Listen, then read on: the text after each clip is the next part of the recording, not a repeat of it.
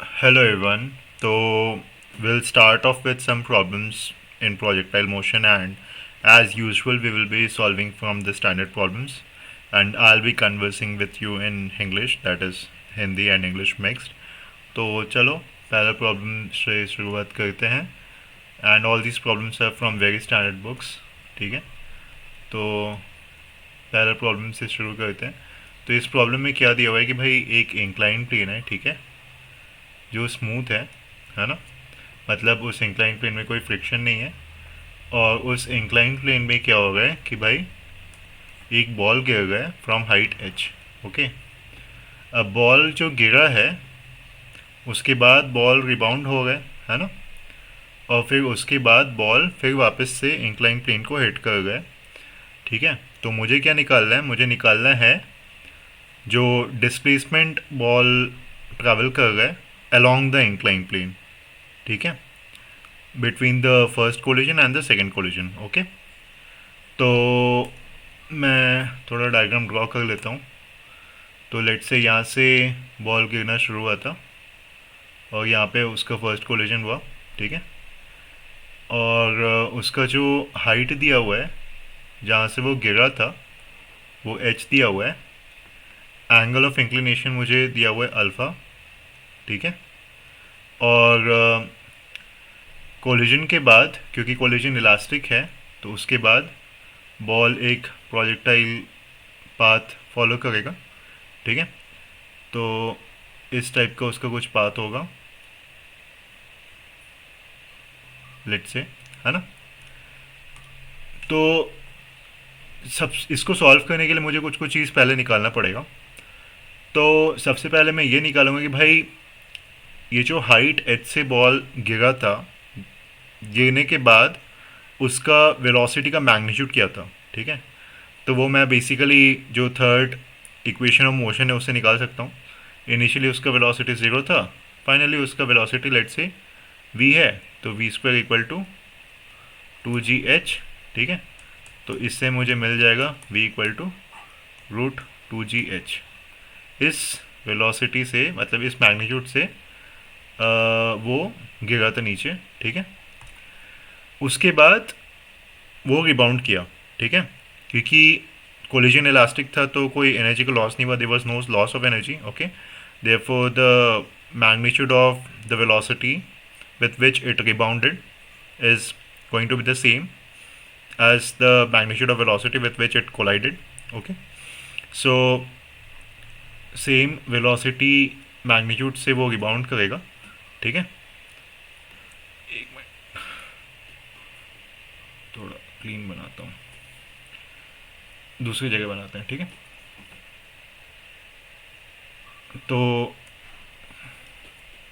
मैं वापस से इंक्लाइन प्लेन बना रहा हूँ और ये वो स्टेट है रिबाउंड होने के बाद वाला. ठीक है, तो कुछ कुछ एंगल्स अपन निकाल लेते हैं. जैसे ये एंगल अल्फ़ा दिया हुआ है, तो ये परपेंडिकुलर है. ठीक है, और यहाँ से बॉल गिरा था. ठीक है, ये एंगल अल्फ़ा है, तो ये एंगल कितना है, ये एंगल अल्फ़ा होगा, ये एंगल अल्फ़ा होगा. ठीक है, और ये रिबाउंड होने वाला डायरेक्शन है. इसके बाद बॉल ऐसे करके प्रोजेक्टाइल मोशन फॉलो करेगा और प्रोजेक्टाइल पाथ फॉलो करेगा और यहाँ पे कोलाइड करेगा. मुझे क्या निकालना है, मुझे निकालना है distance along the inclined plane that the ball traveled between the first collision and the second collision. ठीक है, तो मैं उस डिस्टेंस को डिनोट कर रहा हूँ एस से. ठीक है, तो जो ये वेलोसिटी है, ये जो वेलोसिटी है उसके दो कंपोनेंट हैं. ठीक है, the first component is perpendicular to the inclined plane and the second component is parallel to the inclined plane. ठीक है, तो ये जो वेलोसिटी है उसका मैग्नीट्यूड क्या है, रूट 2gh. ठीक है, अब इसके दो कंपोनेंट हैं, एक perpendicular to the incline plane है और एक parallel to the incline plane है. मैं यहाँ पर ड्रॉ कर लेता हूँ. ठीक है, ये रूट 2gh है. There is one component which is perpendicular to the inclined plane. This angle is alpha, right? तो perpendicular to the incline plane का कंपोनेंट का मैग्नीट्यूड क्या होगा, root 2gh cos of alpha, ठीक है। And there would be one component which would be parallel to the incline plane, उसका magnitude क्या होगा भाई, root 2gh sign of alpha, ठीक है। अब ये जो बॉल है उस पर ग्रेविटी एक्ट कर रहा है, ठीक है, जिसके कारण एक्सेलरेशन ड्यू टू ग्रेविटी है, ठीक है। अब उस एक्सेलरेशन ड्यू टू ग्रेविटी मतलब जी का भी दो कंपोनेंट है, एक कंपोनेंट है जो perpendicular to the incline plane है और दूसरा कंपोनेंट जो है वो parallel to the incline plane है, ठीक है। अब ये दोनों जो कंपोनेंट है वो इंडिपेंडेंटली ये जो वेलोसिटी के कंपोनेंट है उस पर एक्ट कर रहे हैं, ठीक है। So there is one component of g, let's say g is acting downwards obviously, there would be one component which would be perpendicular to the inclined plane and one component which would be parallel to the inclined plane, ठीक है। मुझे पता है कि भाई ये angle alpha है, ठीक है, तो ये एंगल भी अल्फ़ा होगा, ठीक है। तो the component of g which is perpendicular to the inclined plane is g cos of alpha and there is a component of g which is parallel to the inclined plane, will denote that as g sin of alpha, ठीक है। तो जो parallel वाला component है वो parallel component of velocity पे act करेगा और जो परपेंडिकुलर वाला कंपोनेंट है वो परपेंडिकुलर कंपोनेंट ऑफ वेलोसिटी पे एक्ट करेगा, ठीक है। And based on this concept will write down the equations, ठीक है। तो अब मैं एक चीज़ देख रहा हूँ कि भाई परपेंडिकुलर टू द इंक्लाइन जो डिस्प्लेसमेंट है बॉल का वो ज़ीरो है, ठीक है, और पैरेलल टू इंक्लाइन कुछ डिस्प्लेसमेंट है बॉल का जिसको मैं एस से डिनोट कर रहा हूँ, ठीक है। तो मैं फर्स्ट इक्वेशन लिखता हूँ, perpendicular to the incline plane, second law of motion होगा वो, है ना, और वेक्टर इक्वेशन होगा। तो मुझे पता है कि भाई जो डिस्टेंस है perpendicular to the incline plane इसको मैं पॉजिटिव मान लिया हूँ, ठीक है, ये परपेंडिकुलरली अपवर्ड्स को मैं पॉजिटिव मान लिया हूँ, ठीक है। This is equal to velocity of the component in the perpendicular direction into T which is the time of flight plus the half into acceleration due to gravity का जो component है इन द परपेंडिकुलर डायरेक्शन उसको मैं ए मान लेगा हूँ, ठीक है, इस डायरेक्शन में इंटू टी स्क्वायर। अब तुम्हें कुछ चीज़ देखना पड़ेगा, एक्चुअली में जो ग्रेविटी का जो कंपोनेंट है perpendicular to the incline it is g cos of alpha but in this direction, right. इसको मैं ये भी लिख सकता हूँ minus g cos of alpha in this direction. तो जब भी मैं कोई वेक्टर इक्वेशन को स्केलर इक्वेशन में कन्वर्ट करने की कोशिश करता हूँ तो एक डायरेक्शन को मैं पॉजिटिव मान लेता हूँ और जितनी भी वेक्टर क्वांटिटी है उसको उसी डायरेक्शन जो मेरा चोजन डायरेक्शन है उसी डायरेक्शन के टर्म्स में लिखता हूँ, ठीक है। तो मुझे पता है कि भाई जो टोटल डिस्प्लेसमेंट है perpendicular to the incline that is zero, तो यहाँ पे ज़ीरो लिखूंगा। V perpendicular to the incline plane, ठीक है, क्या है root 2gh cos of alpha और इसका डायरेक्शन भी वही है परपेंडिकुलर टू द इंक्लाइन इस डायरेक्शन में और इसका डायरेक्शन क्या है ये है, ठीक है। तो मैं इसको लिख रहा हूँ अभी यहाँ पे नीचे इक्वेशन में, ये वाला डायरेक्शन पे ही है उसका मैग्नीट्यूड भी, ठीक है। तो it will be root 2gh cos of alpha into T, ठीक है, plus half into what will be a will be minus g cos of alpha, direction उसका perpendicularly upwards to the incline plane, ठीक है। तो minus g cos of alpha, directions को मैं हटा रहा हूँ क्योंकि सारे वेक्टर्स को मैं एक पर्टिकुलर डायरेक्शन के अलॉन्ग लिख चुका हूँ प्लस माइनस लगा के, ठीक है, इंटू टी स्क्वायर, ठीक है। तो इससे मुझे टाइम ऑफ फ्लाइट मिल गया, क्या मिल गया, 2 रूट 2 एच बाई जी, ठीक है। तो ये मेरे को टाइम ऑफ फ्लाइट मिल गया, ठीक है। अब इससे मैं displacement along the incline plane calculate करूँगा, वो भी उसके लिए भी मैं एक वेक्टर इक्वेशन ही लिखने वाला हूँ, ठीक है। तो वेक्टर इक्वेशन क्या होगा कि भाई मेरा displacement along the incline plane, इसको मैं पॉजिटिव माना हूँ, this is equal to velocity, initial velocity along the inclined plane into t, that is the time of flight, plus half into जो भी एक्सेलरेशन है उसको मैं a लिख देगा हूँ, a इंटू टी स्क्वायर, ठीक है। अब acceleration due to gravity parallel to the incline plane इसी डायरेक्शन में है, उसका मैग्नीट्यूड क्या है, g साइन ऑफ अल्फा, ठीक है। तो जो s है वो क्या निकलेगा, v क्या है भाई, v है मेरा अलोंग द इंक्लाइन प्लेन मेरा है √2 GH साइन ऑफ अल्फा, ठीक है, √2 GH साइन ऑफ अल्फा इसी डायरेक्शन में, ठीक है, into t plus half into acceleration due to gravity along the incline plane, that is g sine of alpha इसी direction में इंटू टी स्क्वायर, ठीक है। ये है ना भाई, देख लेता हूँ फिर से, ठीक है। तो मेरा s का क्या वैल्यू निकलेगा, अब मैं डायरेक्शंस को रिमूव कर सकता हूँ इस इक्वेशन से, जो तो मेरा वेक्टर इक्वेशन स्केलर इक्वेशन में कन्वर्ट हो गया, और मैं t का वैल्यू डालूंगा यहाँ पे, तो √2 GH sine of alpha into t. What was the value of t? It was 2 √2 h by g, 2 √2 h by g plus half into g sin alpha into t का वैल्यू फिर से डाल रहा हूँ मैं, तो हो जाएगा मेरा 8 h बाई जी, ठीक है, 2 √2 h बाई जी का होल स्क्वायर, तो 8 h बाई जी हो गया, ठीक है। तो इसको अगर मैं सॉल्व करूँ तो ये देखो, यहाँ से √2g और यहाँ पे √2g कैंसिल हो गया, और यहाँ पे 2h √2h का whole square that is 2h into 2 मतलब 4h into sine of alpha यहाँ से आया, प्लस और यहाँ से मुझे क्या मिला, यहाँ से भी मुझे वही मिला 4h साइन ऑफ अल्फ़ा, तो 4h साइन ऑफ अल्फ़ा।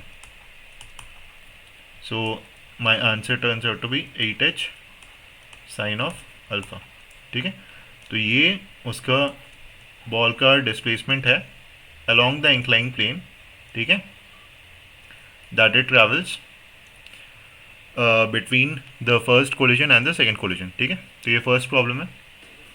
दूसरा प्रॉब्लम देखता हूँ मैं,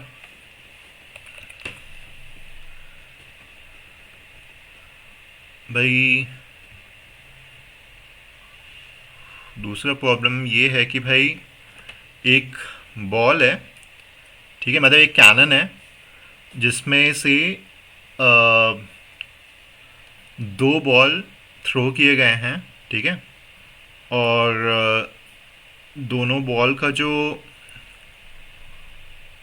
वेलोसिटी है वो सेम है, दैट इज़ 250 मीटर पर second, and the angle with which this projectile, that is the two shells, were thrown is 60 degree and 45 degree respectively, and there is some time lag between the two firings of the shells, and we just need to find out the time lag between the two firings, given the fact that the two shells collide somewhere in the air. Okay, so essentially I'll explain the problem.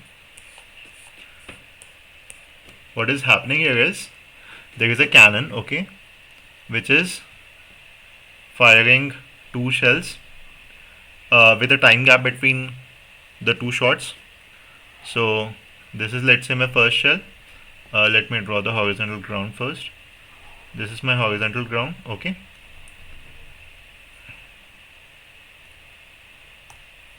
And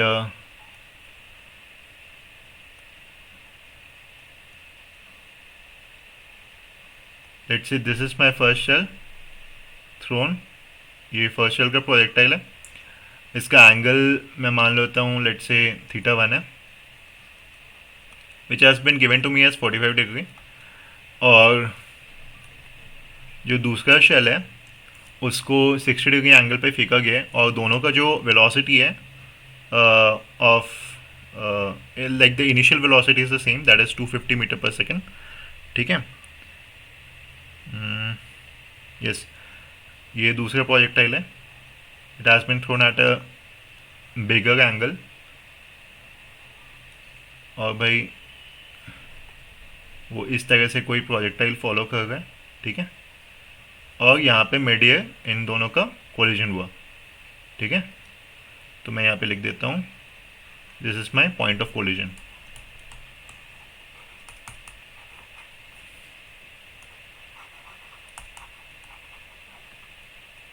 ठीक है, अब लेकिन दोनों का जो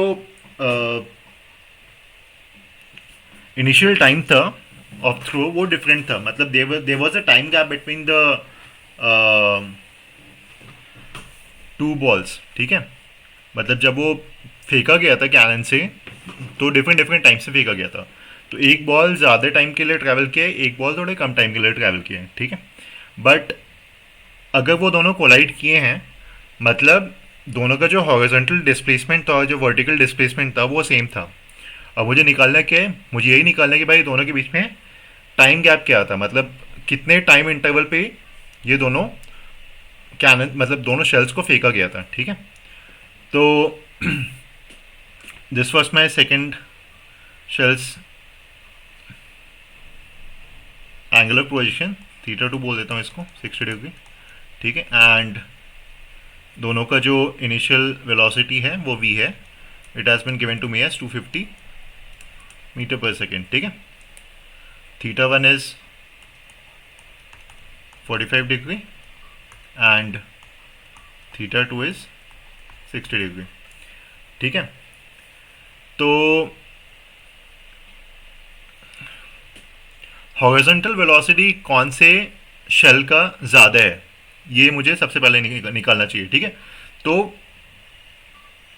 horizontal velocity क्या होगा, let's say जो फर्स्ट शेल है उसको मैं वन से पॉइंट कर रहा हूँ, S1 से पॉइंट कर रहा हूँ। ठीक है, उसका हॉरिजॉन्टल वेलोसिटी क्या है, उसको हॉरिजॉन्टल वेलोसिटी भाई v cos of theta one. ठीक है, और जो S2 है उसका हॉरिजॉन्टल वेलोसिटी क्या है, it is v cos of theta 2. Okay, now I know that theta 1 is less than theta 2 and I also know that cos theta 1 मतलब जो छोटा एंगल के लिए cos होता है उसका वैल्यू बड़ा होता है। ठीक है, मतलब cos of theta 1 will be greater than cos of theta 2। ठीक है, तो इसका मतलब ये है कि भाई जो फर्स्ट वाला जो शेल है उसका हॉरिजॉन्टल वेलोसिटी ज़्यादा है, मतलब उसको कम टाइम के लिए ट्रैवल करना चाहिए। मतलब जो फर्स्ट वाला कैनन है उसको लेट थ्रो किया गया है। ठीक है, जो सेकंड वाला कैनन है उसको पहले थ्रो किया गया है, मतलब वो ज़्यादा टाइम के लिए ट्रैवल किया है। ठीक है, तो मैं इक्वेशंस लिखता हूँ इस बेसिस पे। ये S1 का मेरा वर्टिकल वेलोसिटी क्या होगा बाय द वे, सबको वेरिएबल्स के टर्म में अभी फ़िलहाल के लिए मैं लिखता हूँ। ठीक है, और बाद में वेरिएबल्स का मतलब वैल्यू डाल दूंगा, v sine of theta one, और S2 का मेरा वर्टिकल कंपोनेंट क्या है, v of sine of theta two. ठीक है, जो S1 है वो कितने टाइम के लिए ट्रैवल किया है, वो मेरा कम टाइम के लिए ट्रैवल किया था ना। ठीक है, तो वो t टाइम के लिए ट्रैवल किया है, तो S2 मेगा t plus capital T time के लिए ट्रैवल किया है, where in the capital T is what we need to find out. ठीक है, यही मुझे निकालना है, that is the time gap right between the two shots. तो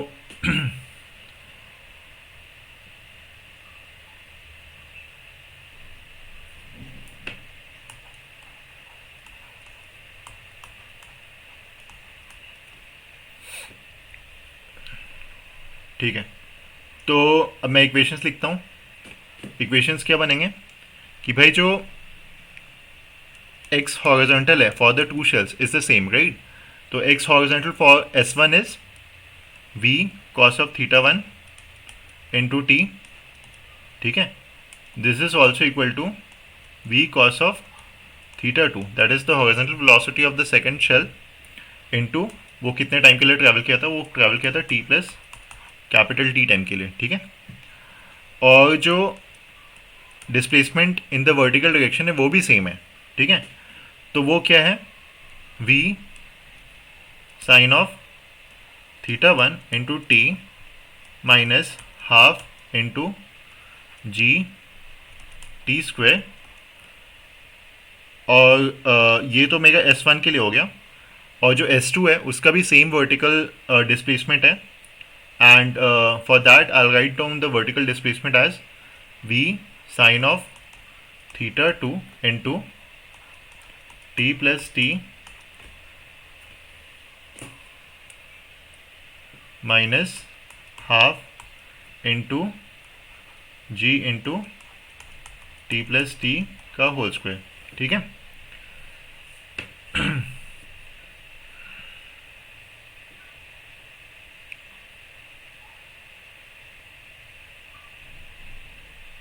सॉरी, तो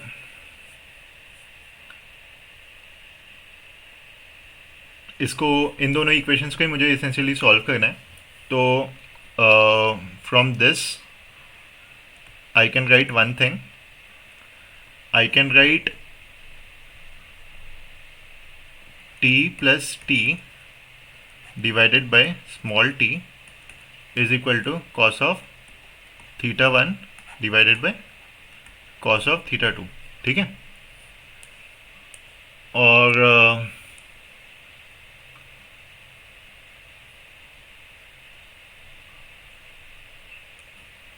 सेकेंड इक्वेशन को मैं थोड़ा अगर सिंप्लीफाई करूँ तो मुझे क्या मिलेगा, मुझे मिलेगा t को अगर मैं कॉमन निकाल लेता हूँ v sine of theta one minus half into g into t equal to, दूसरी वाले साइड से मतलब आगे से मैं t प्लस टी को निकाल लेता हूँ बाहर, तो मुझे मिल गया है v sine of theta two minus half into g into t plus capital T, ठीक है? तो मैं इस इक्वेशन को अभी यहाँ पे यूज़ करूँगा। मैं ये स्मॉल टी को इधर पे लेके आ जाता हूँ और इक्वेशन को सिंप्लीफाई करने की कोशिश करता हूँ। तो I get v sine of theta one minus half g into t equal to cos of theta one divided by cos of theta two, ठीक है? Into v sine of theta two minus half g t plus capital T, ठीक है? इसको LHS में लेके जाता हूँ cos theta two को, तो I get p sine of theta one into cos of theta two minus half into g into T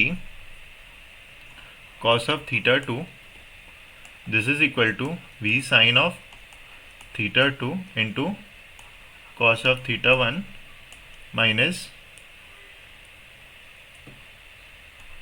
half g cos theta one into small t plus capital T, ठीक है? तो अब मैं इसको LHS में लेके जाऊंगा, इसको RHS में लेके जाऊंगा, ठीक है? तो मुझे मिल गए भाई कि हाफ इंटू जी, ठीक है? इसको अगर मैं कॉमन बाहर निकाल लेता हूँ तो t cos of theta two minus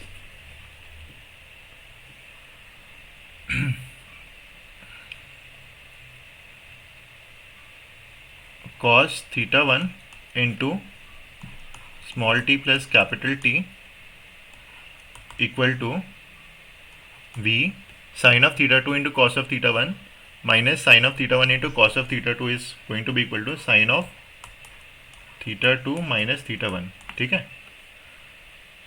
तो अब मैं इसको सॉल्व करने की कोशिश करता हूँ. मैं क्या करता हूँ, मैं t से LHS को डिवाइड और मल्टीप्लाई कर देता हूँ.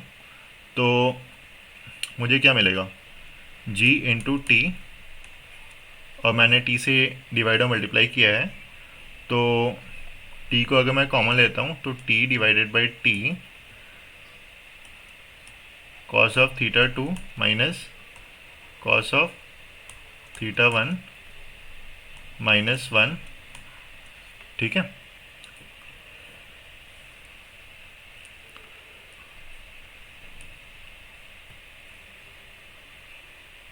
Sorry minus cos of theta 1,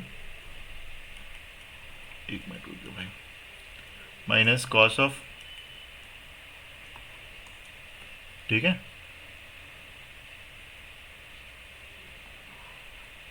equal to v sine of theta 2 minus theta 1. ठीक है, तो अब मुझे फिर से वापस से इस फर्स्ट इक्वेशन को यूज़ करना पड़ेगा. That was t plus capital T divided by small t equal to cos of theta 1 by cos of theta 2. उसको मैं यहाँ पे यूज़ करता हूँ. T plus capital T divided by small of t equal to cos of theta 1 divided by cos of theta 2.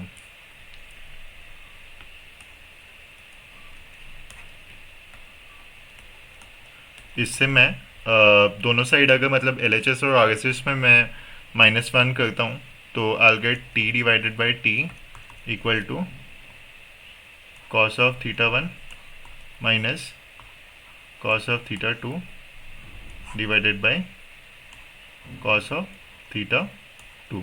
ठीक है, तो from this I get capital divided by small t, sorry small t divided by capital T as cos of theta 2 divided by cos of theta 1 minus cos of theta 2.